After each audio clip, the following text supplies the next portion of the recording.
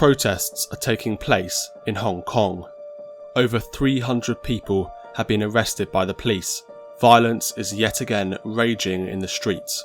We asked a pro-democracy activist why people are protesting. Last week, Beijing launched a new bombshell against the people of Hong Kong. It was announced by Beijing that they would be drafting up new so-called national security laws and imposing that on the Hong Kong people. Now, what's the problem with that? We've seen how in mainland China, these so-called national security laws are used harshly to oppress protesters and to suppress dissent. Now, the proposal, alarmingly, is that the law will be drafted up in Beijing by about 170 delegates inside Beijing itself, and then imposed on the Hong Kong people without even going through Hong Kong's semi-autonomous legislature. But even worse, the proposal would see mainland security agents possibly being stationed right in Hong Kong to enforce these laws. The Chinese government claims these laws are aimed at preventing domestic terrorism. These protests are nothing new. In 2003, marches against a similar law to the one being proposed now by Beijing were successful in preventing the legislation from being enacted.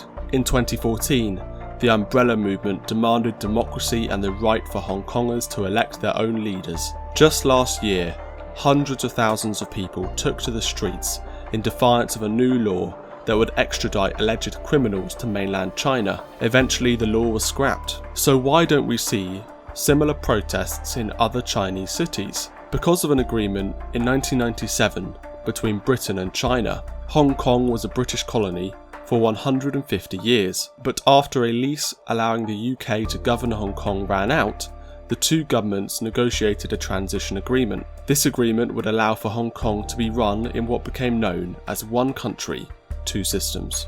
Hong Kong is governed under a system called one country, two systems.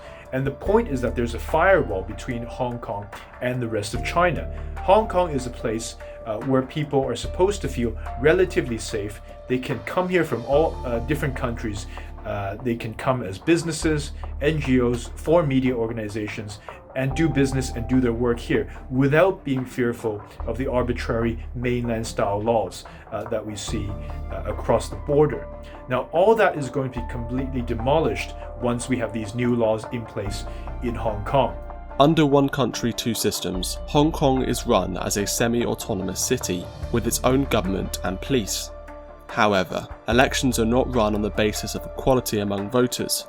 The chief executive of the city is elected by a 1,200-member election committee, which is a largely pro-Beijing body chosen by just 6% of eligible voters.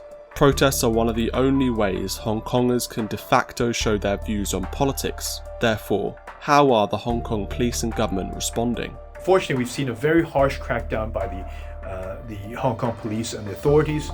Just this weekend, there was protests. Hundreds of people were arrested.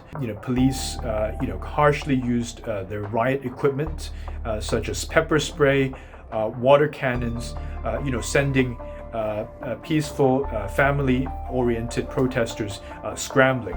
Today, we've seen similar protests breaking out and a similar harsh crackdown from the Hong Kong police. What Hong Kong people are hoping for is international support and international pressure being put on Beijing for them to retract these laws.